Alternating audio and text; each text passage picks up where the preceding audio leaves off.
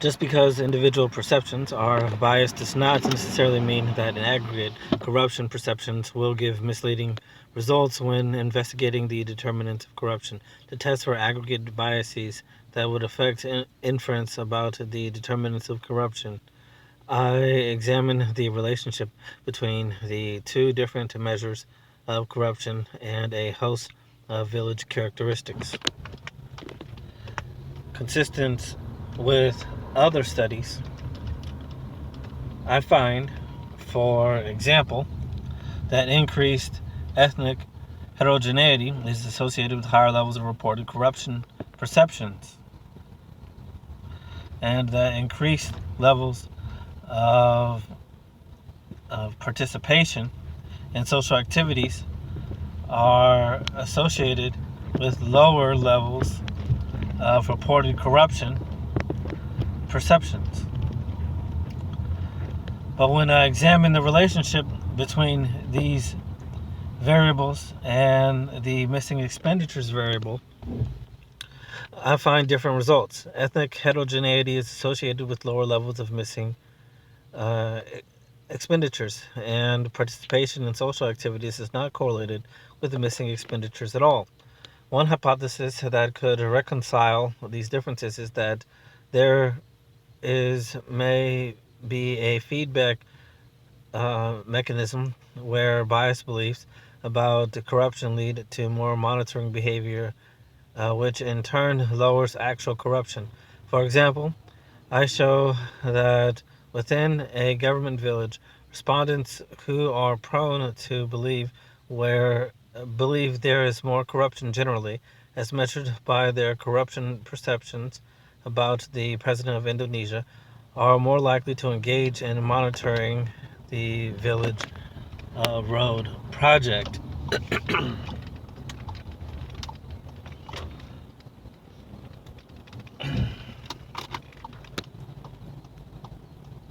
Similarly, villagers in more ethnically heterogeneous villages are less likely to report trusting their fellow villagers and more likely to attend project monitoring meetings than those in homogeneous villages, which may explain why there is greater perceived corruption in heterogeneous villages but lower missing expenditures.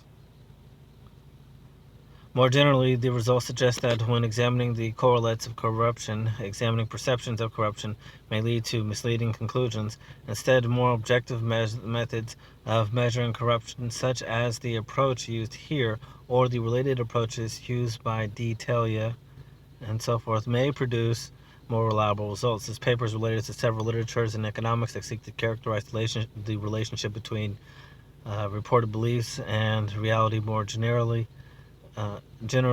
Bertrand and this other guy, Millard M. something, 2001, discuss the psychological underpinnings of biases and answers to subjective survey questions.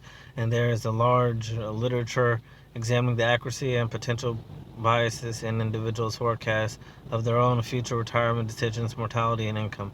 In the public sphere, several authors have also found that reported perceptions have positively correlated with more objective measures of performance in the very different context of international perceptions of bribery, prices paid by Bolivian hospitals for medical supplies, and principles evaluating teachers.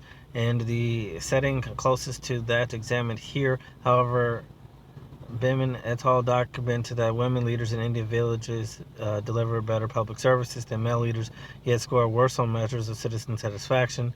The results, consistent with the results presented here, suggest that there may be political market failures caused by inaccuracies in public perceptions about the performance of government officials.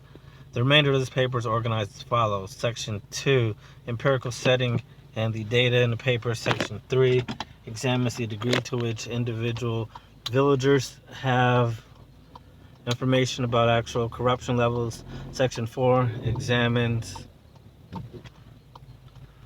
the degree to which villagers reported perceptions about corruption are biased. Section 5 concludes.